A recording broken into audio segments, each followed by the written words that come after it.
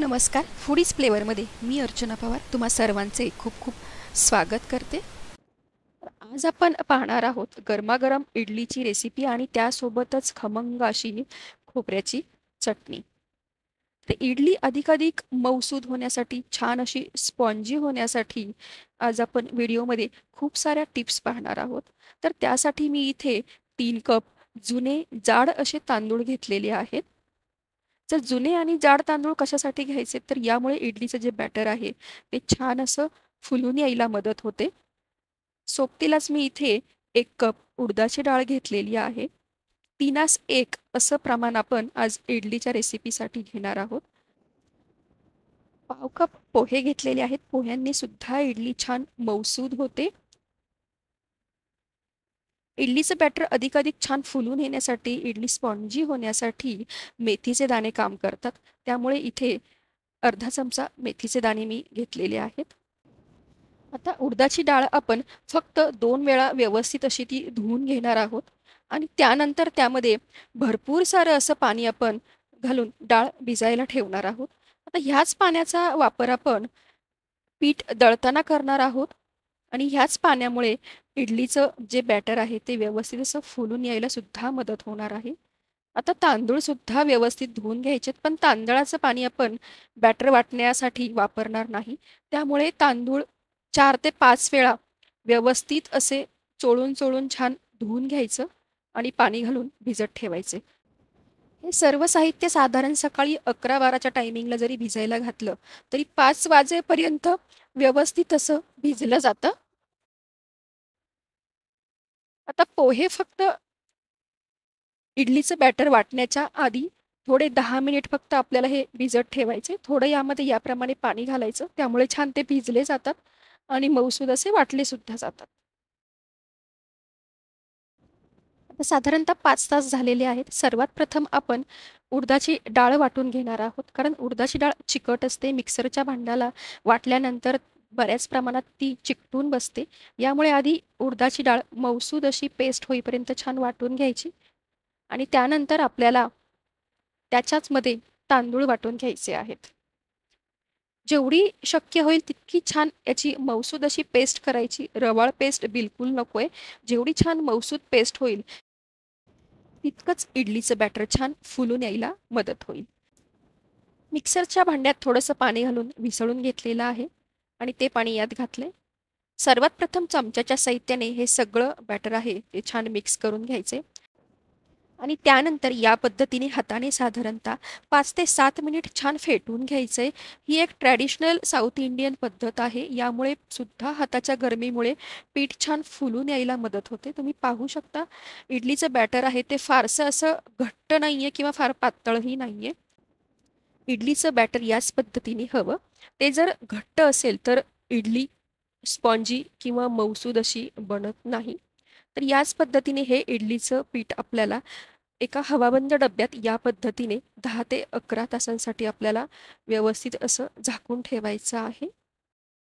इडलीचं जे हे पीठ आहे ते वाटण्यासाठी तुम्ही कोमट पाण्याचा वापर करू शकता. त्यामुळे सुद्धा तुम्ही कुठेही राहत असाल, कोणत्याही थंड प्रदेशात राहत असाल, तरी सुद्धा इडलीचं पीठ उत्तमरित्या फुलून येतं. साधारणतः 10-11 तासानंतर म्हणजे दुसऱ्या दिवशी सकाळी तुम्ही पाहू शकता हे पीठ छान असं फुलून आलेलं आहे व्यवस्थित. एकदम मऊसूद वाटल्यामुळे पीठ सुद्धा छान इथे किती मऊसूद आणि एकदम फ्लफी असं दिसतंय तुम्हाला. आणि ह्याचमुळे इडली अगदी स्पॉन्जी आणि मऊसूद बनते. पीठ जेवढं व्यवस्थित बनेल तितकी इडली ही छान बनते. आता या पिठामध्ये आपल्याला आवश्यकतेनुसार मीठ घालायचे आणि ते मिक्स करून घ्यायचे. यामध्ये ॲडिशन पाणी असं पुन्हा तुम्हाला काहीही घालायचं नाहीये. इडली बनवण्यासाठी इडलीचा कुकर घेतलाय. त्यातल्या ह्या ज्या थाळ्या आहेत त्यांना मी तेल लावून घेतलेलं आहे आणि इडलीसाठी साधारणतः 1-1.5 ग्लास पाणी गरम करण्यासाठी ठेवलेलं आहे. या पद्धतीने पळीच्या साह्याने इडली बॅटर प्लेटमध्ये घालून घ्यायचे. जेव्हा आपण ही प्लेट इडली पात्रात ठेवू तेव्हा या पद्धतीने पाण्याला अगदी खळखळ उकळी यायला हवी. अगदी खळखळ उकळी आलेली नसेल, पाणी उकळीला आलेलं नसेल, तर इडलीला शिजण्यासाठी वेळ लागतो, अवधी लागतो. त्यामुळे सुद्धा इडली स्पॉन्जी होणार नाही हवी तितकी.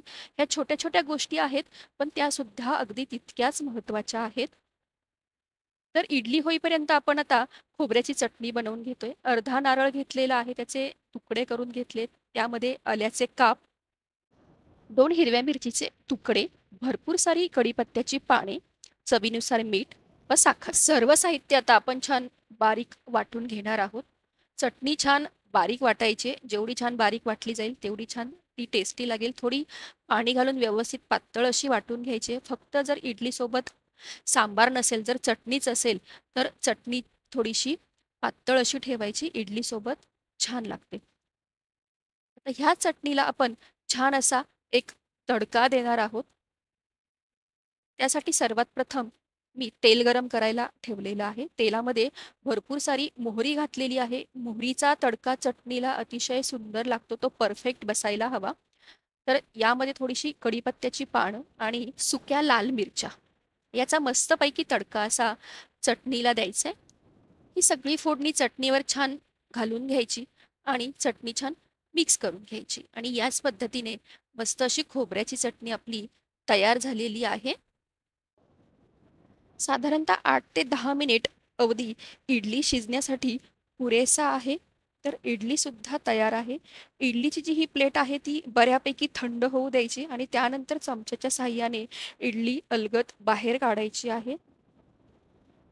थंड न होऊ देता जर इडली पटकन तुम्ही बाहेर काढण्याचा प्रयत्न कराल चमच्याच्या साहाय्याने, तर ती बऱ्यापैकी चमच्याला किंवा भांड्यालाच इडली चिकटून बसते. किती मऊसूद आणि परफेक्ट अशी इडली बनलेली आहे. स्पॉन्जी झालेली आहे ती छान अशी.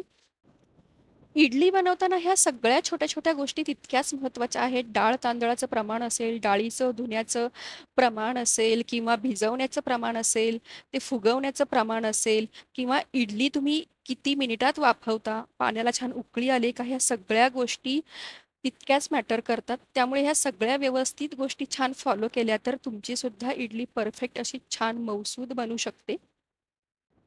व्हिडिओ आवडला असेल तर लाईक करा, कमेंट करा आणि रेसिपीच्या पुढील अपडेटसाठी फूडीज फ्लेवरला नक्कीच सबस्क्राईब करा.